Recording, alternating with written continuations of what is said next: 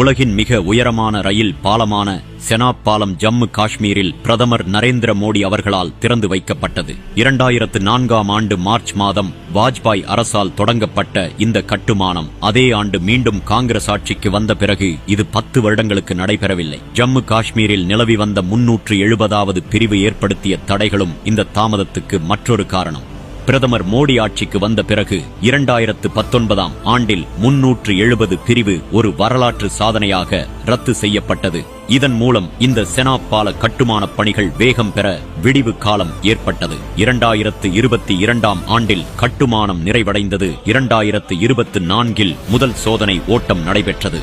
இதன் தொடர்ச்சியாக தற்போது பிரதமர் மோடி இந்த பாலத்தை திறந்து வைத்தார். 359 மீட்டர் உயரத்திற்கு உலகின் மிக உயரமான இந்த ரயில் பாலத்தின் மீது செல்லும் வந்தே பாரத் ரயிலையும் இன்று பிரதமர் மோடி தொடக்கி வைத்தார். இதன் மூலம் பிரதமர் மோடி அவர்களால் நவீன பாரதத்தில் ஒரு புதிய சகாப்தம் தொடங்கப்பட்டுள்ளது.